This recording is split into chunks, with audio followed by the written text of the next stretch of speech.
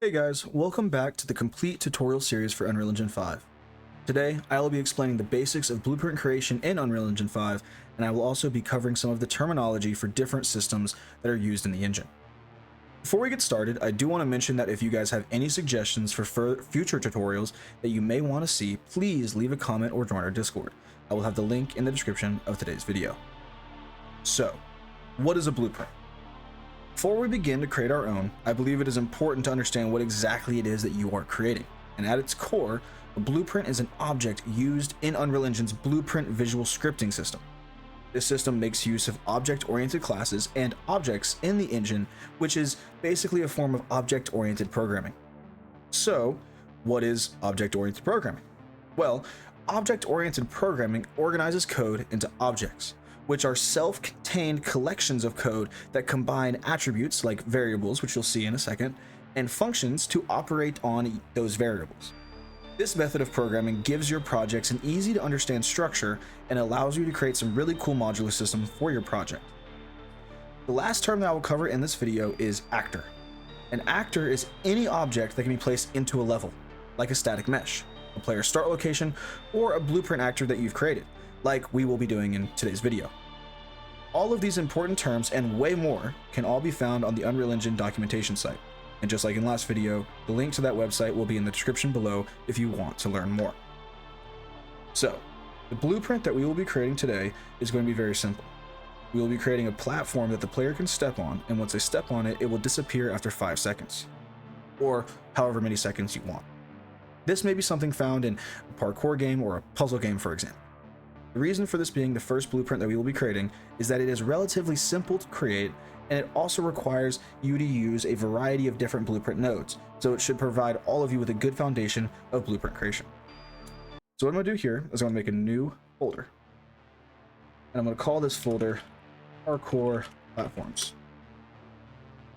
I'm going to open it up, and then I'm going to right click, go to Blueprint Class, and select Actor, because the class that we'll be creating today is an actor. I'm going to name it BP, which is my naming method. It's most naming methods, naming conventions for Unreal Engine blueprints. BP underscore PARKOUR platform. So now that we've created our new blueprint, we can actually go ahead and drag it into the level, and you'll see that it does nothing. So we're going to change that. We're going to leave this right here, and we're going to go ahead and double click on our BP PARKOUR platform. And as you can see, I actually made one earlier, and I'm going to go ahead and close that. But first things first, what you'll see in the blueprint editor is the viewport. This is the first tab right here. So the viewport is basically you viewing the actor as it would appear in the level, and you can adjust different settings here. And another thing to note is all of these settings are also adjustable in the regular viewport of the engine. So this will, the settings you change here in the level are instanced. So if I change the actor hidden in game setting here, it will not change here. But if I go into this, and then I change it here, and I compile and save, it will change in here. So a good way to think about it is the actor here is instanced everywhere in the level. So anything you do inside of the blueprint itself will apply to all of the ones you place in the level.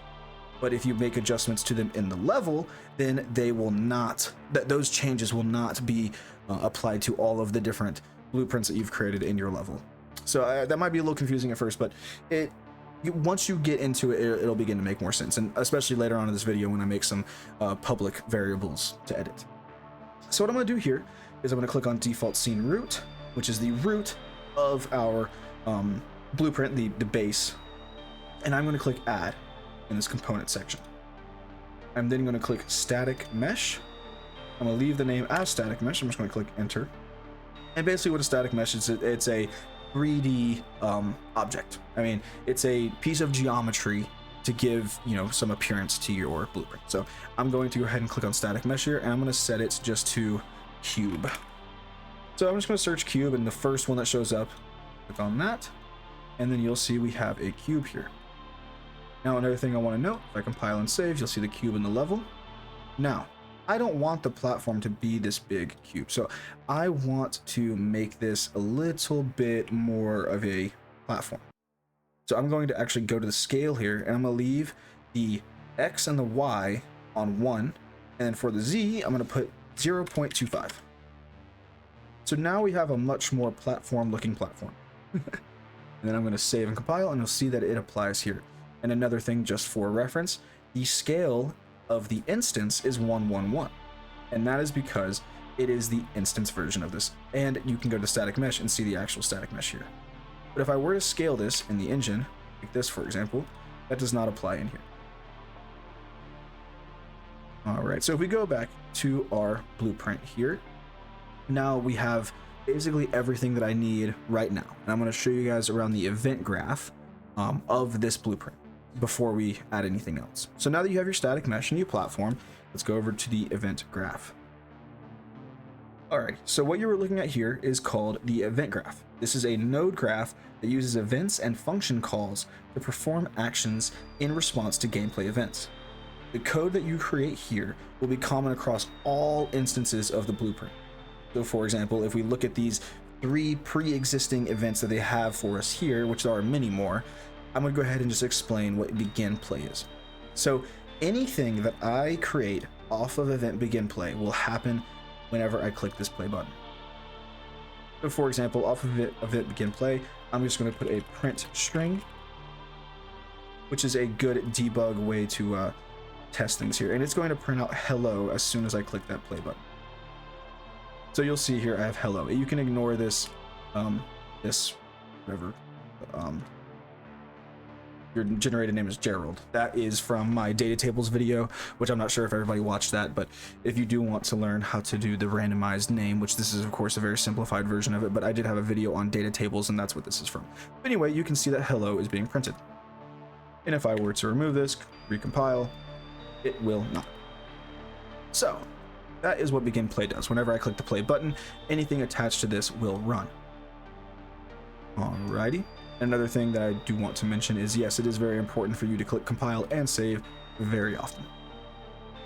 Now, what I'm going to do is also go over, let's do event tick. So what event tick does is it fires whatever is connected to it every single tick. You can even see it if you hover over it, the subtitle or the tag. Event called every frame if ticking is enabled.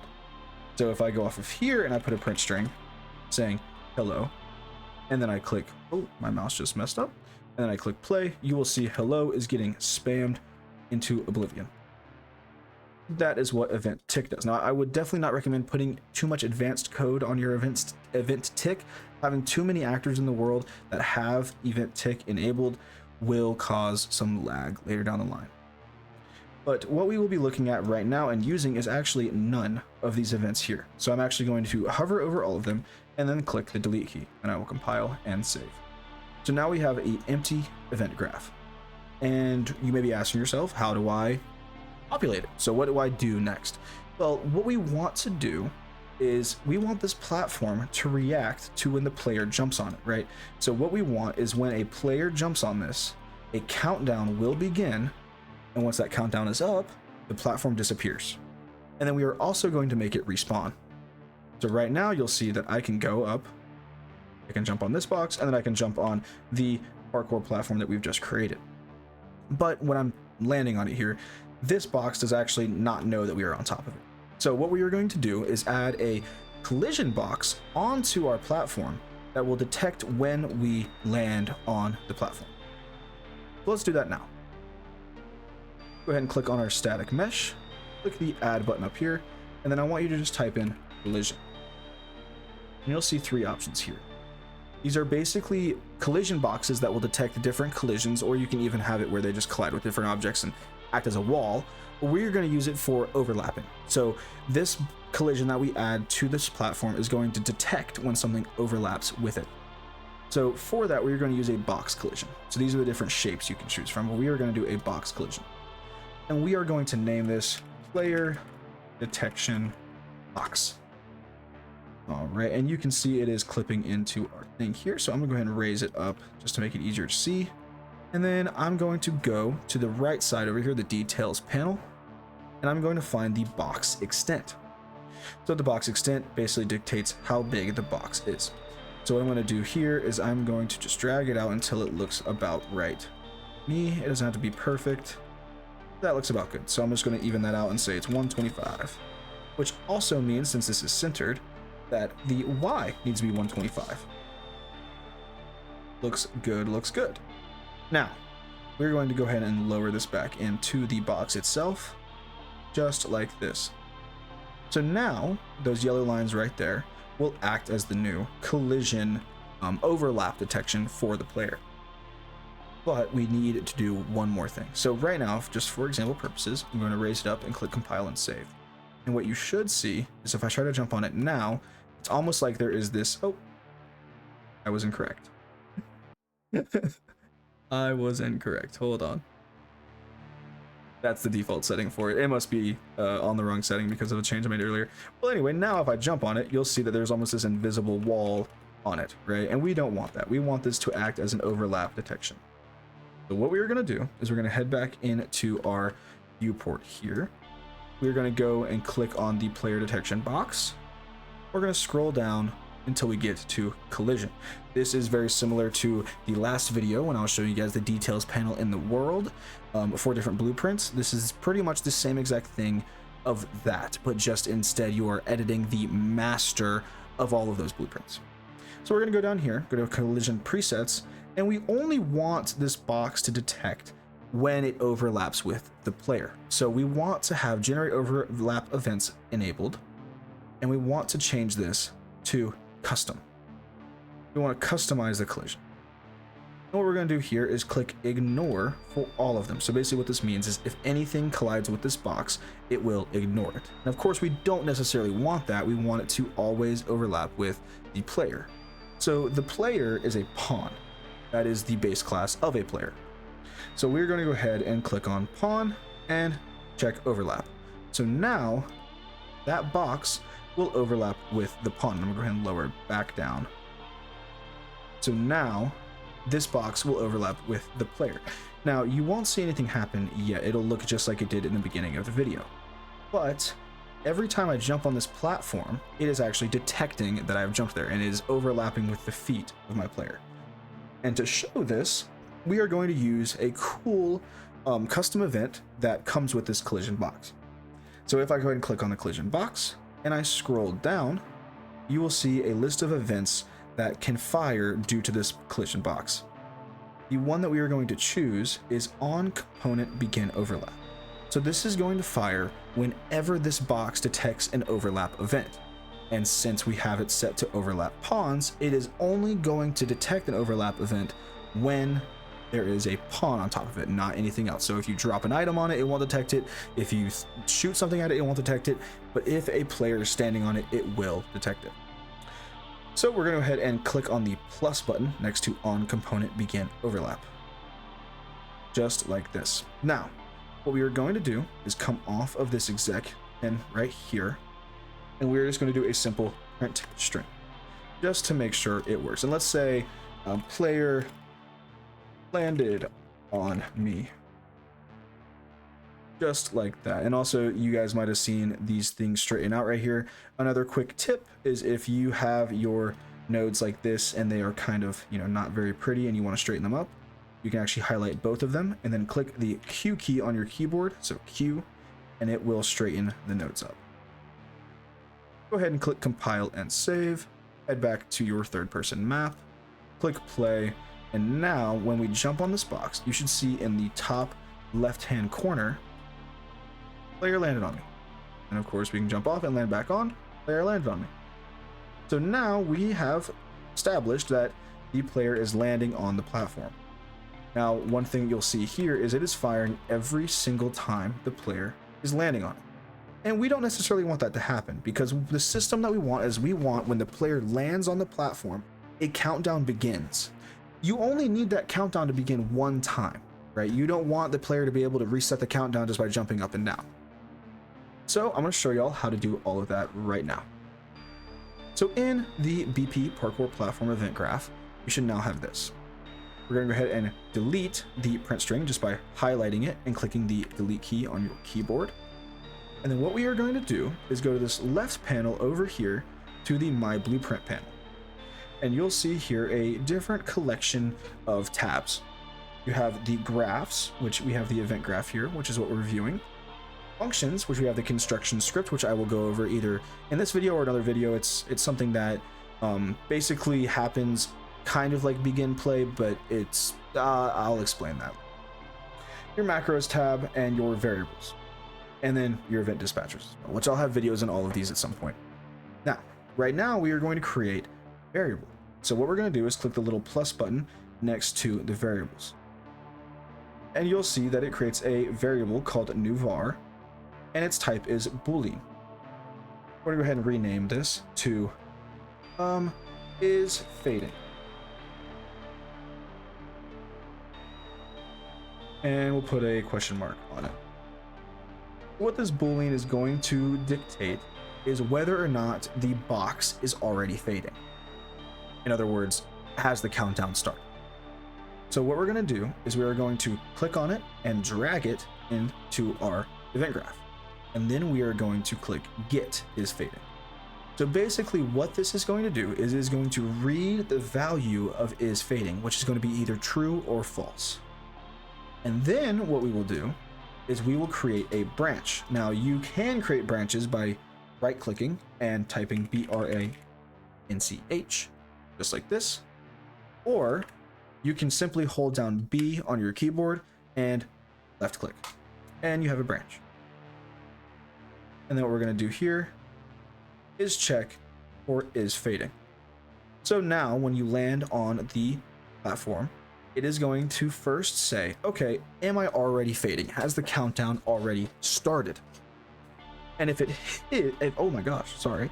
If it has already started, then we are going to do nothing. If it has not started yet, meaning there is no countdown and the platform has not been landed on before, we are then going to start the countdown. So off of false, we want to come out and then type delay. You want to choose this one that just simply says delay. And what this node is going to do is it will delay and wait the allotted duration here, which is in seconds, until it fires what's left. So if I were to put a value of 1 here and then put a print string of just hello, you will see that now when I land on the platform, it will take 1 second to print hello in the top left-hand corner. There you go. So it's no longer instant. So what we want to do is we want to do that delay, and we want to drag off of this duration here, and we want to make this editable. So we want to make it where each platform can have a different fade delay duration, right? So we're going to come off of this, and then we're going to select promote to variable, and then we're going to call this let's do fade delay. Now this variable can be edited. So if I want it to be delayed by a second, I can come here and put a second. Now, one thing that is kind of annoying when you do this at first is you might assume, oh, now I can go and edit that variable in here. That's not the case. In order to make that true, we can go to fade delay, and we can select instanced editable and exposed on spawn. Compile and save. And now, if we go to our parkour platform in the level, so I'm gonna go ahead and select it, you will see that we have the setting here, fade delay, and it is under the default category. We are also going to change that. So this is another tip when editing blueprints with exposed variables. We can go into the right-hand panel, the details panel of the variable, the fade delay variable, and we can set it to a category. So you'll see that it's in the default category here, and we're going to go ahead and add it to settings. And so now it's in the settings category. Now we can get even more precise with that as well. So you'll see on the left-hand side that it is now in the settings category. But what if I want to put it into a separate settings category? So I want to put it into a subfolder of settings. Well, I can go back up here and I can type settings, and then this line, I actually don't know what it's called. It's right below the backspace on your keyboard. That line, and then I will put fade. Now you'll see in this left-hand side, it is not just under settings, but it's also under. And now if I compile and save and go back in here, you will see under the settings panel, I have the fade settings, and I can change the fade delay. Isn't that cool? So now we want to make it where it actually will fade, right? So we want this platform here to disappear after the delay has been waited on, or whatever the terminology you want. So we're going to come off of the completed node right here, and we actually need to affect the static mesh. Now, there's two different ways to do this. The most simple way would just be coming off of here and typing in destroy. And then we would choose destroy actor. And the target would be itself. So after the delay, this platform that you see here will destroy itself. And I can show you this right now. Now if I jump up here and then jump on the platform, wait a second, and it will destroy itself. And while that's great, and that's basically what we want, we also want the platform to respawn. And if it's destroyed, it can't respawn. So what we want to do, well, it can, but that's something we'll get to later. What we want to do instead is make it look as if it is destroyed. And in order to do that, we need to hide the static mesh. So, as aforementioned, the static mesh is the visual component of the blueprint, and we want that to disappear. So what we want to do is go to the event graph, grab the static mesh out of our components tab, just grab it and drag it in here, and we now have the static mesh as a variable. You want to drag off of the static mesh, and you want to set visibility. Then you want to choose the first one. Come off of the completed node, go ahead and drag it in, and you will see that now we are setting the static mesh's visibility to no, because this is unchecked. So now it will not be visible after that 1 second delay. So if I go up here, jump on here and jump on here, it will now disappear, but you will see I'm not falling through. And that is because while the static mesh is invisible, I am still interacting with the collision of that static mesh. So how do we change that? Well, what we want to do is come off of the static mesh again and do set collision enabled. And you'll see that it's already set up to disable collision. So it's going to set the new collision enabled to no collision. And that's very similar to where if we were to select our static mesh in the components and scroll down to collision, you can see collision presets right here. And this is basically setting it to no collision, just like that, right here. So now that it's set to no collision, after that time has passed, and when I jump on it just like this, I now fall through. And that's all fine and dandy, but we want to take it a step further. So now what we want to do is set it up where it respawns. And another smart thing to do also with this player detection box is grabbing that and also setting its collision to disable. And the reason for that is you don't want the player to be able to interact with the detection box while it is gone. Just like that. So now when I jump on it, the player will not go through it. So you may be asking, what's next? How can I further this? Well, in the beginning, you remember we put this isFading variable and checked, right? So in order to make that not fire twice, even though we have this set, we want to go ahead and grab the isFading variable right here and set that to true just by clicking the little checkbox next to it. So now what's going to happen is we are going to check when the player overlaps with our detection box. We are going to check, is the box already fading? If it is not already fading, we are going to delay for the variable of the duration. And then we are going to hide the static mesh and make it so the player cannot collide with the static mesh, and then make it so that the player detection box will no longer detect the player by setting the collision to no collision. That's perfect. And then we are also going to set isFading to true so that this will not fire no matter what. And now we want to make it respawn. So what we're going to do in that instance is we are going to go over here and do another delay. So now that isFading is true, we're going to come off of here and do a delay. And then very similar to the fade delay, we're going to come off of this duration, promote to variable, set it to instance editable, expose on spawn, and we can actually rename it up here as well. And we're going to save this as the respawn delay. And then very similar how to put fade delay in the settings fade, we will put the respawn delay in settings respawn. So now you will see that the settings category has two subcategories, fade and respawn. You have the respawn delay and the fade delay. Now, after we compile and save, we can set the respawn to delay to have a default variable. And we're going to set this to 3 seconds. So by default, the platform will disappear after 1 second and then respawn after 3 seconds. Now, this won't actually do anything yet, obviously. What we can do is do respawn delay right here, and then off of completed, we can grab our static mesh. We can set its visibility back to true.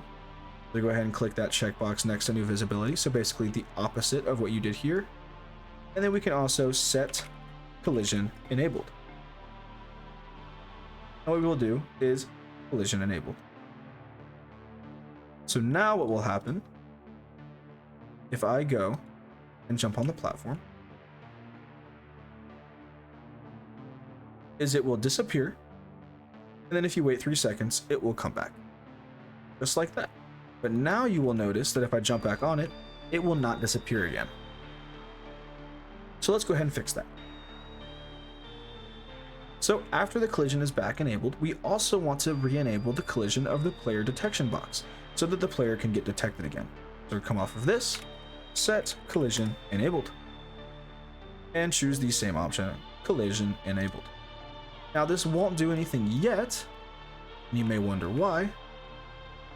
It is because the box is still going to think that it is fading, and it is because we do not reset that variable yet. So if we come on top of the box now, it will not disappear. And that is because of this handy little variable we did here, is fading. So what we want to do is after it has respawned, we want to simply take is fading, drag it in, set is fading to false. So after it has respawned, it will no longer be fading. Now, if I set that up all correctly, I can go over to the platform and I can jump on it. It will disappear. It'll come back. I can jump on it again. It'll disappear. It'll come back, and I can do that wherever. And that is great.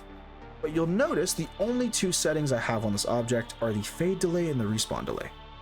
What if we want some of them to never respawn? Well, in that case, we can simply add another variable. So click the plus button right here and set this name to respawn, or we can, we'll set it to respawn enabled. And then just like these can be put, or this can be put into a settings category of the variables. Now, instead of setting it over here on the right, I will show you another way. You can simply take the variable and you can drag it to whatever category you want. And this is respawn enabled. We will put it on the respawn category. And we also want to put it above the respawn delay. So I'm going to go ahead and drag it right here. And now if we compile and save, I need to set it to instance editable and expose on spawn. Compile and save. You will see we have fade delay, respawn enabled, and respawn delay. All of those settings right there. Now, how do we make respawn enabled actually do something?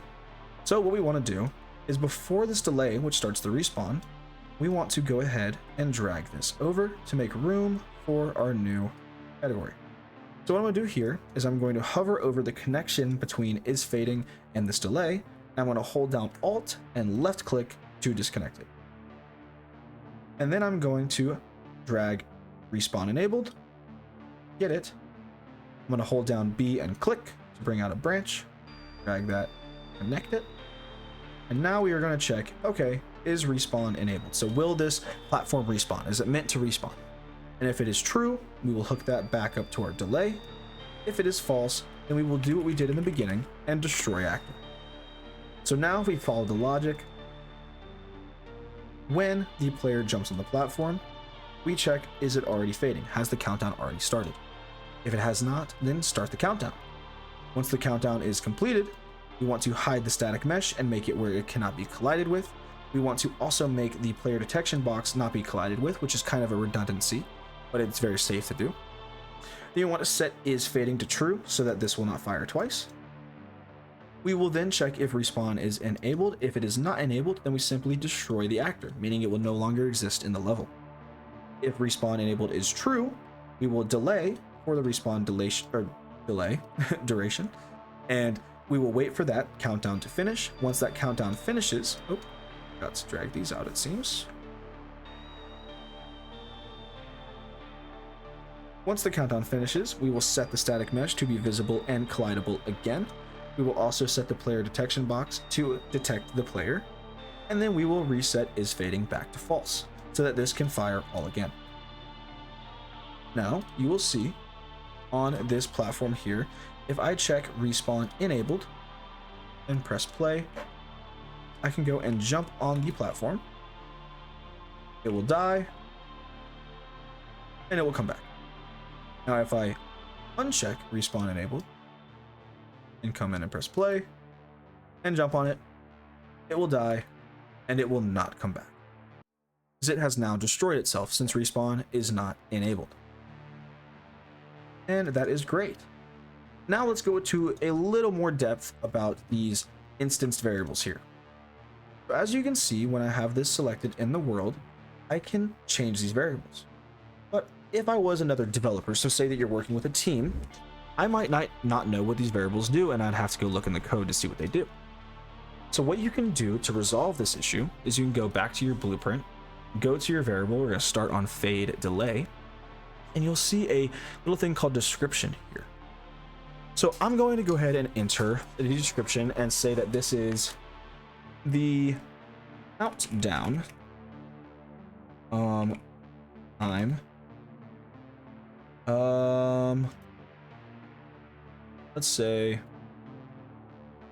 yeah, the time it takes for the platform to disappear. Just like that. Compile and save, and then we will go to respawn enabled.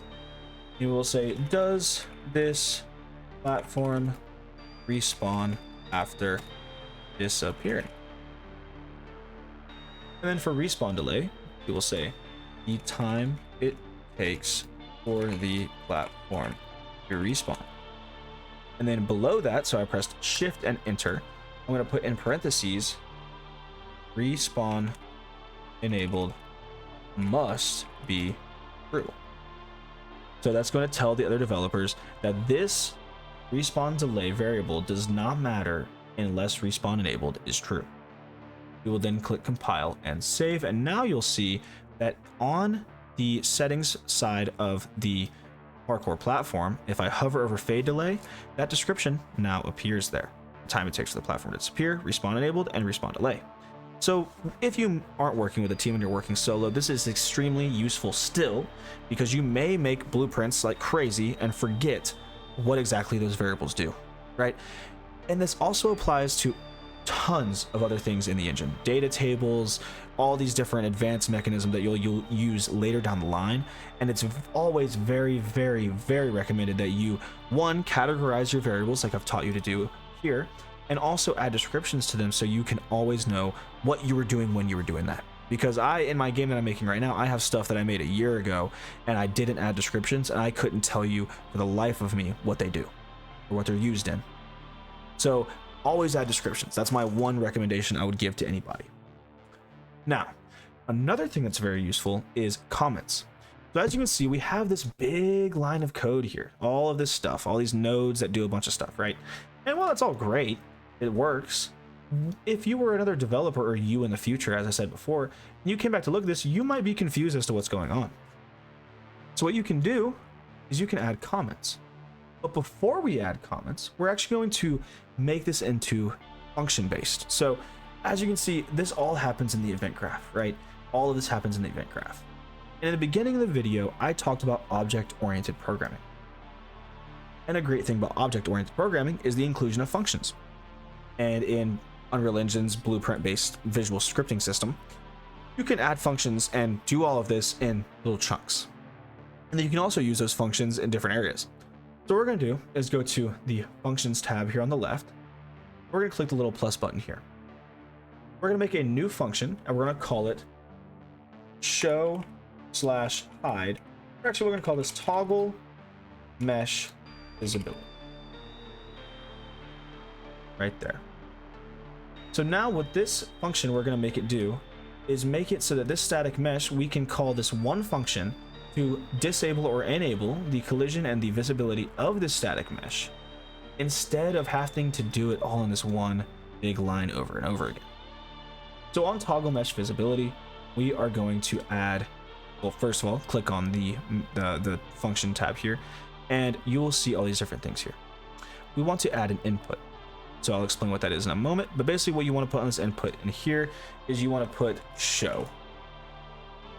And this is going to say, okay, do you want to show or hide it, right? And if this is false, it's going to hide it. If it's true, we're going to show it. And what that input does is, if I go back to our begin overlap here, I can take that toggle mesh visibility, drag it in, and you'll see that like these other nodes I have, we have this variable here that says show. And we will use that in just a second. So what we're going to do here is we're going to come off of this node here. We're going to take the static mesh, and just like we did before, we're going to set visibility, and we are going to set collision enabled. Now I'm going to do something here that's a little more advanced, but I believe that if you guys are able to grasp it, it's going to be very useful for you later down the line. So what you could do here, of course, is do a branch off of here and say, okay, if it's true, then we want to set this visibility to this and set this to collision enabled. And if it's false, we want to copy and paste this, and we set it to false, and this one to collision, no collision. And we want to drag this and connect the target. And while this would work, this would 100% work, in my opinion, it's not the cleanest way to do it. So I'm going to show you guys a very clean way to do it, and my favorite thing about the Blueprint visual scripting system and how some of these things work. So what we're actually going to do is we're going to connect this straight on. We're not going to have a branch node at all. And what we're going to do is we are going to connect this show variable straight into new visibility. Because think about it. If we are calling this function toggle mesh visibility and we have show to true, then we want to set the new visibility to be true. If we call this and it's false, so we want to hide, then we want to set the new visibility to false. So we can just drag this straight in and it will do exactly what we want. Next, you'll see this. This variable here is an enum. So it's a collection of options here. We cannot simply drag this Boolean variable into the enumerator. So what we want to do instead is come off of this and type select. You'll see this big node here. Basically what this is it's going to take in any variable you give it. So you'll see it's a wildcard, it's waiting for an input. It'll take any variable you give it and allow you to dictate what that variable means for this. We're going to take this show and drag it into the index. So now you'll see that we have false and true. And of course, if it is false, so we want to hide the mesh, we want the collision to be no collision. If it is true, we want the collision to be collision enabled. Just like that. So now, if I compile and save, I can go to my event graph. I can go find where we did this to begin with, and I can drag in our new function, toggle mesh visibility. And I can actually alt-click, and drag this completed into here. Just like that. And I can drag it into here as well. Just like this. And look how much space that freed up in our event graph. And of course, set this show to true, because this is when it's respawning. And you'll now see if I compile and save. First of all, look how much space is freed up. Right here we have this much space free, and here we have this much space free. All from using a function to do it for us. We'll go back to the third person map, press play, and you'll see that it still works perfectly. So I jump and jump. I can't remember if I have respawn enabled, but as you can see, the mesh went away. And yeah, I don't have respawn enabled. But it does work. So we can also add that player detection box in this. Sometimes you might want to separate it, but for the instance of what we're making here, we can actually just put it right on in.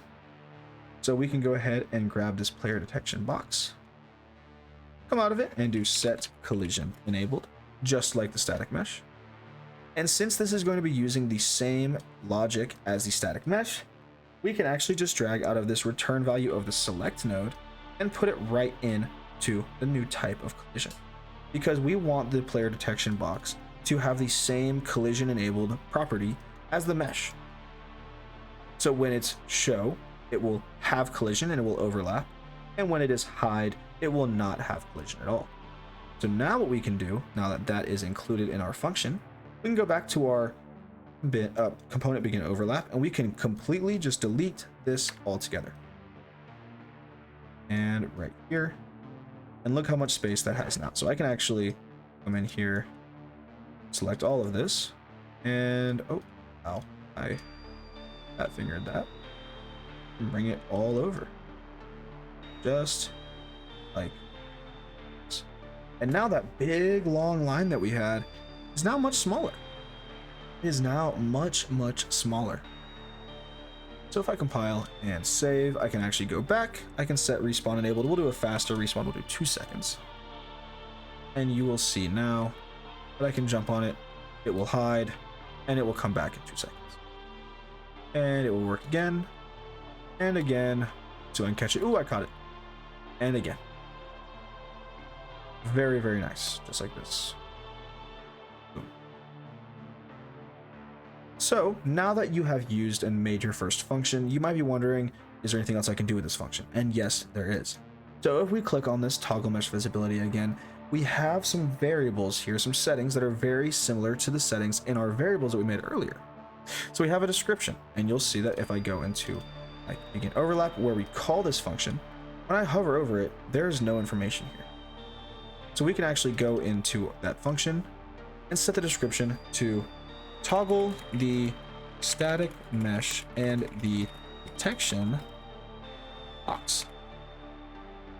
And now if I compile and save and go back to our event graph, now if I hover this, oh, it's not showing up. Wait, am I dumb?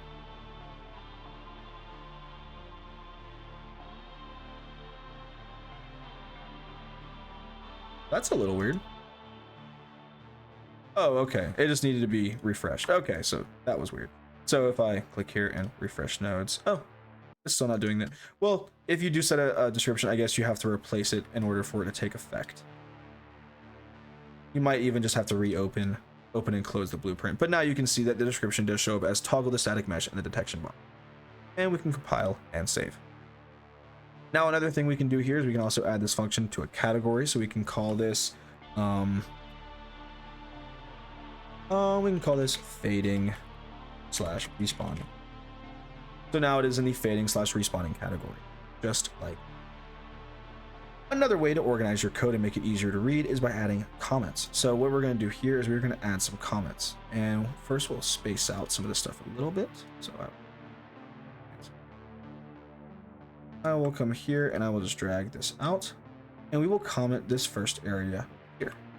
We will say check if platform is already fading. And you might be wondering, whoa, how'd you do that? Right? Well, how I did that was I highlighted. So I took my mouse and I dragged over these, and I clicked the C key on my keyboard. Just click C. And then I will put another comment here, and I will say wait for fade delay, then toggle mesh visibility.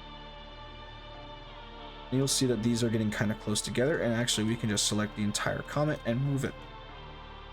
And then we can actually add this into here. So we'll just drag this just like that. Drag these. And then what I will do here is I will say check if platform has respawn enabled. And then I can drag these out, press C again, and then respawn. So now when you look at your code, you will be easily able to see, okay, we're going to check if the platform is already fading.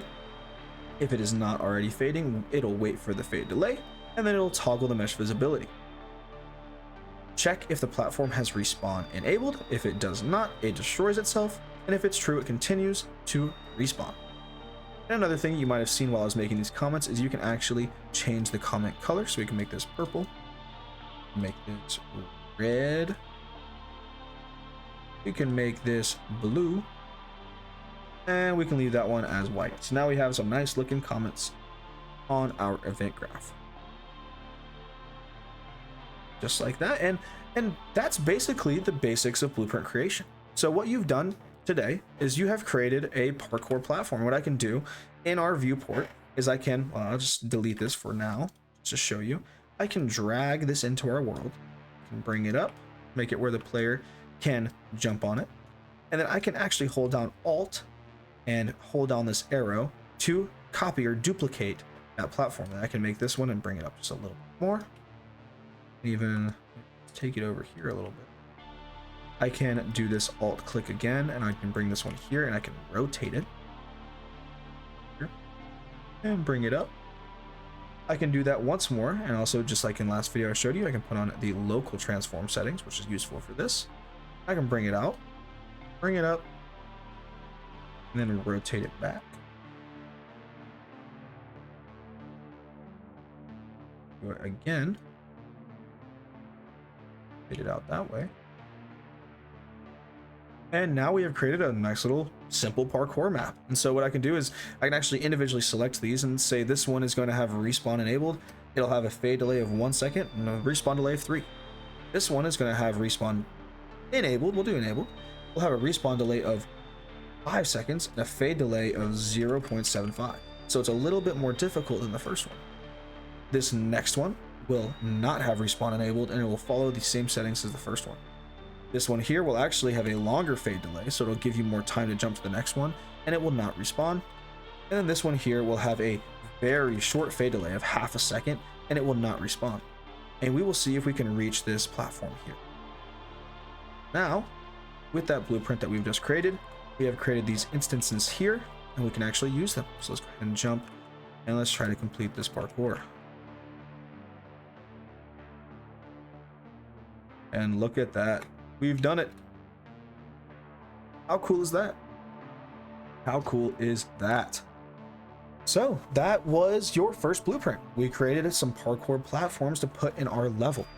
And I hope you guys enjoyed, and I'll let you know that if you have any more questions about any of these other terms and things you want to learn about the engine itself in your free time, I will put the link in the description to the Unreal Engine documentation where you can read up on way more of all of this stuff. I will also have the link to our Patreon. You can buy me a coffee if you want, and of course none of you guys have to do that if you don't want to, but it helps support me, it helps support the development team over at Fortuna, and also you can get early access to the new tutorials that come out as well as the game that we're currently creating.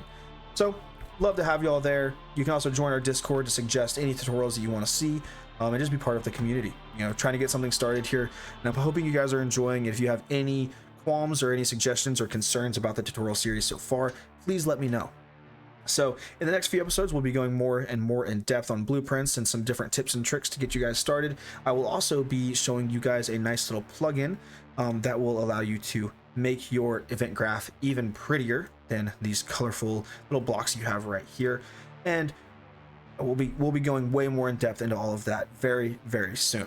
So thank you guys so much for watching this far. I hope you guys are enjoying the tutorial series, and have a good night, have a good day. Thank you guys so much. Peace out.